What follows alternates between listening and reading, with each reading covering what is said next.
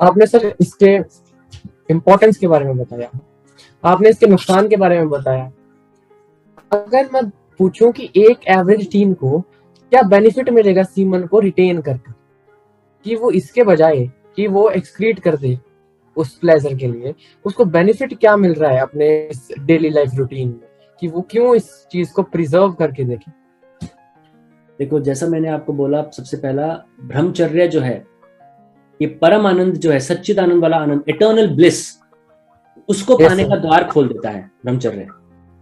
जब तक ब्रह्मचर्य में आप स्थापित नहीं होंगे, वो द्वार आपका, वो दरवाजा आपका, परमानंद को एक्सेस करने का आपका दरवाजा बंद ही रहेगा। इससे आपका मोक्ष का दरवाजा खुल जाता है। मतलब ब्रह्मचर्य ही वो चाबी है जिसके थ्रू आपकी कुंडलिनी सुषुम्ना से उठ सकती है। जो अखंड ब्रह्मचारी तो छोड़ो, वो तो बहुत ऊपर की बात हो गई। एक नॉर्मल ब्रह्मचारी जो अपने ब्रह्मचर्य में स्थित होने में कामयाब हो जाता है, पुराने पास्ट में जब पतन होने के बाद भी, ऐसे ब्रह्मचारी के सामने जो बड़े बड़े ऋषि होते हैं, देव होते हैं, गंधर्व होते हैं, तपलोक में की बात कर रहा हूं मैं, क्योंकि बहुत सारे ऋषि ऐसे हुए हैं जिन्होंने बहुत आध्यात्मिक उन्नति करी पर वो मोक्ष तक नहीं पहुंच पाए। अब मोक्ष तक नहीं पहुंच पाए तो परम ब्रह्म पे तो नहीं गए ना। Yes, sir. तो वो क्या है, वो तपलोक में चले जाते हैं, पर वो तपलोक से मनुष्य लोक में आना चाहते हैं, शरीर पाना चाहते हैं कि मोक्ष मिल पाए उन्हें, क्योंकि शरीर हम बहुत जरूरी है। आप तपलोक में बचा हुआ ध्यान तपलोक में करके वहां से चले जाओगे, नहीं, आपको शरीर में आना पड़ेगा। इसलिए कहते हैं शरीर की बहुत महत्व है, इस शरीर को वेस्ट मत करिए। तो जो ऋषि मुनि होते हैं, जो ऋषि और जो गंधर्व और जो देव हैं तपलोक वगैरह में, वो भी उस ब्रह्मचारी को देख के उसके सामने नतमस्तक हो जाते हैं कि तुमने वो पा लिया जो हम नहीं पा पाए। बल्कि एक छोटा मुंह बड़ी बात हो जाएगी, जो ईश्वर है, साक्षात ईश्वर, वो भी अखंड ब्रह्मचारी, नॉर्मल ब्रह्मचारी नहीं, वो अखंड ब्रह्मचारी के सामने वो भी नतमस्तक हो जाते हैं, उसके पैरों की धूल अपने चरण पे, अपने सर पे लगा लेते हैं। भगवान की बात कर रहा हूं मैं, कि एक अखंड ब्रह्मचारी और मेरे में कोई अंतर ही नहीं है। शंकर ने तो यहां तक बोल दिया। इसीलिए अगर मैं आपसे पूछूं, महाभारत में कृष्ण के अलावा सेकंड मोस्ट सबसे इंपॉर्टेंट कैरेक्टर कौन था? वो थे भीष्म पितामह। अगर आपने महाभारत देखी हो। Yes, sir. यार, भीष्म पितामह क्या क्या थे वो भीष्म पितामह को वो इच्छा मृत्यु कैसे मिली? इच्छा मृत्यु अपने ब्रह्मचर्य के हिसाब, अपने ब्रह्मचर्य की वजह से मिली। मतलब भीष्म पितामह ने वो कर दिया जो राम नहीं कर पाए। भाई, राम तो 14 साल के लिए वनवास में ही गए ना अपने पिता के लिए। उन्होंने तो अपने पिता के खुशी के लिए आजीवन अखंड ब्रह्मचर्य का व्रत पालन किया, और तभी उस ब्रह्मचर्य की वजह से ही वो उस तीरों की शैया पे जब लेटे रहे 54 दिन उत्तरायण तक, वो लेटे हुए भी तीर उनके पूरे शरीर में घुसे हुए थे, उसके बाद भी वो युधिष्ठिर को मॉरल वैल्यूज और पॉलिटिक्स और रिलीजन और सोशल और फिलोसॉफिकल लेक्चर दे रहे थे, शिक्षा दे रहे थे। ऐसा एक अखंड ब्रह्मचारी ही कर सकता है। हमारे ग्रंथों में यह यहां तक लिखा है, जो एक अखंड ब्रह्मचारी है, जो 8 सिद्धियां और 9 की 9 निधियां होती हैं, वो सब उस अखंड ब्रह्मचारी के पैरों में आ जाती हैं।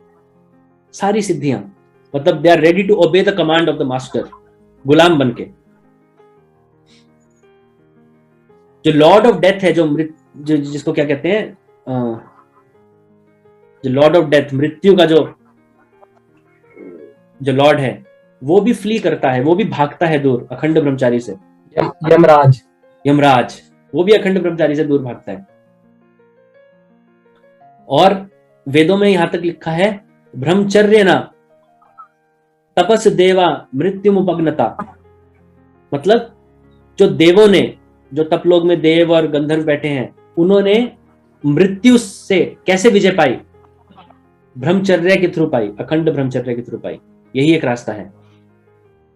मैं आपसे पूछता हूं, अगर हनुमान जैसा ब्रह्मचारी और लक्ष्मण जैसा ब्रह्मचारी राम के साथ ना होता, राम भगवान है, राम भगवान है, पर एक परम सत्य भी है, अगर लक्ष्मण और हनुमान जी राम के साथ ना होते तो क्या राम रावण को हरा पाते? No sir. राम चाहे हमारे भगवान हैं, राम कभी मेघनाथ तक को नहीं हरा सकते थे। आप रावण को भूल जाओ। मेघनाथ एक इतना बड़ा वॉरियर था जिसको तीनों लोकों में जिसने तीनों लोकों में विजय पा रखी थी। He conquered all three worlds. Yes sir. Lakshman जैसा अखंड ब्रह्मचारी ना होता तो राम कभी उसका मेघनाथ का सामना तक नहीं कर सकते थे, हराने की तो बात छोड़ो। समझ रहे हो? तो ये बहुत इंपॉर्टेंट बात होता है ये सर, आपने जो सुनना नहीं चाहते लोग, ये सुनना नहीं चाहते लोग, पर that is the truth. Yes sir. चलो ये तो खैर ऊपर की बातें हुई। अब एक होता है ना, एक अखंड ब्रह्मचारी अच्छा इस वर्ल्ड में क्या अचीव कर सकता है? यस जो सर। एक अखंड ब्रह्मचारी होगा उसमें सम्मोहन शक्ति, हिप्नोटिज्म की जो पावर होगी ना, यस सर। मतलब अगर मैं तुम्हारी आंखों में देख के जशन कुछ भी तुमसे करवा सकता हूं, चाहे तुम मेरे दोस्त हो चाहे तुम मेरे दुश्मन हो, और तुम मुझे मना नहीं कर पाओगे। That is the power of अखंड ब्रह्मचर्य। क्यों? वो एनर्जी है, क्योंकि सब चीज एनर्जी और फ्रिक्वेंसी है, दिखेगा नहीं शक्ति। Yes sir. जो ओजस सेमिलर एनर्जी ट्रांसम्यूट होके जो एमिट हो रही होगी, उसके वशभूत यस सर। झक मार के वो करना ही पड़ेगा जो अखंड ब्रह्मचारी बोल रहा है, चाहे आपको पसंद हो चाहे आपको ना हो। और पुराने टाइम में तो ऋषियों ने यह भी बोला था कि जो राज्य होता है, जो देश होता है, उसका जो राजा हो, उसका जो लीडर हो, अखंड ब्रह्मचारी होगा तो वो तो उत्तम है, वो तो खैर बहुत दूर की बात हो गई, पर ब्रह्मचारी ही हो, अखंड ब्रह्मचारी नहीं ब्रह्मचारी ही हो, तो उस देश के क्वारे नारे हो जाते हैं। और अगर व्यभिचारी सब अपनी कामुक प्रवृत्तियों में लिप्त अगर लीडर होगा तो उस देश का पतन जो है वो आज नहीं तो कल निश्चित ही है, वो कश्ती डूबती चली जाएगी। तो ये कुछ बेनिफिट है जो मैंने बहुत हाई लेवल के आपको बताए। या सर, आप जैसे आपने बताया वैदिक साइंस के बारे में, हमारे सनातन नॉलेज के बारे में, सर वो डिस्कस करते हैं कि ये लिक्विड फ्लो करता है अपवर्ड, कि कैसे मैंने जितना मेरे को जानकारी है, मूलधारा चक्कर which is responsible for the deeds you have done in past, और जो आपकी फ्यूचर डेस्टिनी है, कि मतलब ये फ्लो करता है तो वो अपवर्ड टू योर ब्रेन। तो अगर एक साइंस स्केप्टिक की नजर से हम देखें, वेस्टर्न साइंस से, तो वो कहता है भाई ग्रेविटी तो नीचे, हर चीज तो नीचे आनी चाहिए, तो ये क्या ऐसी अनहोनी चीज, अनोखी चीज है जो फ्लो करेगी ऊपर की तरफ? इसके बारे में आप क्या कहना चाहेंगे? हम फिर वही वेस्टर्न साइंस, ये सारे फुलिश लोग जिन्होंने, जो आदमी अपने इंद्रियों को वश में नहीं कर पाया, जिन्होंने वेस्टर्न साइंस बनाई है, उनको क्या पता होगा ये ट्रांसम्यूटेशन के आर्ट के बारे में, इस सीक्रेट के बारे में, इस सीक्रेट एल्केमी के बारे में। आप सिंपल सा दिया ले लीजिए, आप दिए में तेल भरते हैं, उसमें आप रुई की बत्ती डालते हैं, अब आप आग लगाते हैं तो रुई की बत्ती नीचे तक जाके जलती चली जाती है क्या? नहीं, रुई की बत्ती बस ऊपर ही जलती है। Yes sir. और वो नीचे के तेल को खींचती रहती है ऊपर, और वो तेल ऊपर खींचता हुआ चला जाता है और रुई की बत्ती जलती रहती है। हमारा शरीर भी ऐसा ही है, दिए की तरह। हमारे यहाँ पे भगवान की लौ जलेगी सहस्त्रार चक्र में, पीनियल ग्लैंड, सहस्त्रार चक्र तक आप ना भी जाएं, वो तो खैर बहुत आगे का मोक्ष का वो हो गया। पीनियल ग्लैंड तक आप गए, आज्ञा चक्र तक ही आप गए। वो एक दिया जल रहा है आपके अंदर, भगवान का एक लौ जल रही है। वो इस ऑयल, जो मैंने भी आपको ऑयल बताया हमारे शरीर में, yes, वो उसको खींचती रहेगी ऊपर, और वो खींचता चला जाएगा ऊपर, वो ट्रांसम्यूट होकर ओजस के तरीके से, ओजस के रूप में ऊपर खींचता चला जाएगा। It defies the law of gravity. हाँ, पर यहां पे अगर सोचो उस दिए में छेद हो तो फिर क्या होगा? फिर तो तेल नीचे ही टपकता रहेगा। यही सब हमारे सबकी बॉडी में है, हमारे आजकल यूथ की 99.99% सबके दिए में छेद है। वो तेल ऊपर की लौ उस तेल को खींच पाए उससे पहले वो नीचे के होल से निकल जाता है। तो वो ओजस कहां बना, वो ट्रांसम्यूटेशन कहां हुआ, राइट। और ब्रह्मचर्य इस तरीके से आप मान लो एक घर में जलती हुई लाइट। मैंने हमेशा बोला है असली हम कौन है, द रियल मी, इस शरीर के अंदर की आत्मा, ये शरीर नहीं, शरीर इज अ रेंटेड बॉडी, ये तो कुछ साल के लिए 60 साल 70 साल के लिए रेंटेड बॉडी है। इसके बाद एक दूसरा शरीर, उसके बाद एक दूसरा शरीर, मोक्ष जब तक प्राप्त नहीं होता। सोल रियल हम है। अब सोचो आप इस रेंटेड हाउस में रह रहे हो, the real you, the soul, आप आत्मा रूपी आप इस किराए के घर में रह रहे हो और इस घर में कोई बत्ती ना हो, कोई लाइट नहीं है, कोई बल्ब नहीं है, कोई ट्यूब नहीं है, अंधकार वाला घर है, आप इस घर में रहोगे? No sir. सबका शरीर अभी वही है, सबके शरीर में वो लॉ वो जल ही नहीं रही, वो ब्रह्मचर्य की लॉ ही नहीं जल रही, वो ट्रांसम्यूटेशन ही नहीं हो रहा, वो दीपक की भी जो मैंने आपको बात बताई दिए की, वो हो ही नहीं रहा, वो तेल ऊपर ही नहीं खिंच रहा, सब अंधकार में जी रहे हैं, सबका बॉडी जो है ये अंधकार में अंधकार का एक रेंटेड घर की तरह है। तो उन्नति कैसे होगी, आध्यात्मिक उन्नति कैसे होगी? मंदिर में घंटे बजाने और ये सब करने से कुछ नहीं है, कुछ नहीं मिलने वाला बाहर। आप कहीं चले जाओ, आप शिरडी साईं बाबा के वहां चले जाओ, आप जगन्नाथ मंदिर चले जाओ, आप काशी चले जाओ, आप हरिद्वार चले जाओ, आप तिरुपति चले जाओ, कुछ नहीं मिलने वाला। भगवान नोटिस तक नहीं करेंगे आप वहां गए थे, क्योंकि भगवान फिजिकल वर्ल्ड में नहीं है, भगवान तो तरंगों में, आपकी तरंगे वहां तक पहुंच गई, कारण जगत को पार करके आपकी तरंगे वहां तक पहुंच गई, तो वो महसूस कर लेंगे, वरना नहीं। याद है जैसे मेरे बचपन में मैं माइथोलॉजिकल मूवीज देखता था, आपने देखी हो या नहीं मुझे पता नहीं है, होता था ना नीचे पृथ्वीलोक पे, जमीन पे कोई भक्त होता था, वो ओम पूजा करता था, या विष्णु की या शिव की या किसकी, तो जब तरंगे ऊपर चली जाती थी देवलोक के ऊपर, तब या तो पार्वती शिव को कहती थी देखो देखो देखो लोग पे कोई आपका भक्त आपको याद कर रहा है, फिर वो आंख खोल के देखते थे। तो तरंगे ही वहां तक नहीं जा रही, आप व्यभिचार में डूबे हुए मंदिर में घंटे बजा के आ गए, क्यों अपना टाइम बर्बाद कर रहे हो? भगवान को इससे कोई प्रशंसा, कोई इसमें खुशी नहीं होगी, कोई इसमें भगवान आपसे खुश नहीं होंगे, आप अपना भी टाइम वेस्ट कर रहे हो। अगर आपको व्यभिचार में ही लिप्त रहना है तो अपना खाओ पियो ऐश करो, फिर पैदा हो अगले साल अगले जन्म में 9 महीने अपनी किसी भी स्त्री के को मां बना के उसके गोद में आप जाओगे, उसके वोम में 9 महीने वो मलमूत्र में रहो 9 महीने, बहुत मजा आएगा। फिर उसके बाद बाहर निकलो, फिर इसी साइकिल में सर्कस, फिर मर जाओ, फिर निकलो, कितना मजा है ना, क्या मस्त लाइफ है।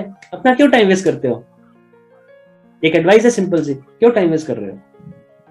और ये चीज जो मैंने बताई, ये चीज कोई पास्टर आपको नहीं बताएगा, कोई मंदिर का आपको पंडित नहीं बताएगा, कोई आपको मौलवी या इमाम नहीं बताएगा। क्यों? उनका बिजनेस खत्म हो जाएगा। ये बिजनेस ऑर्गेनाइजेशन है। आपको बोलते हैं भगवान चाहिए तो डोनेशन दो, भगवान ने बोला है देखो 10%, बाइबल में वो बोलते हैं पास्टर्स, बाइबल में लिखा है 10% off your money should go as donation. सब रॉन्ग इंटरप्रिटेशन, और वो पैसे लेते रहते हैं उनसे। और इंटरप्रेट क्या करके बताते हैं कि मेडिटेशन मत करो, मेडिटेशन करोगे तो आपका माइंड नो थॉट जोन में चला जाएगा, नो थॉट जोन में चला जाएगा तो डेविल अंदर घुस जाएगा आपके माइंड में, तो ये इवल प्रैक्टिसेस मत करो, ये चीज बोलते हैं। यूट्यूब में जशन यूट्यूब में ज्यादा देखता नहीं हूं कौन क्या कर रहा है क्या नहीं कर रहा है,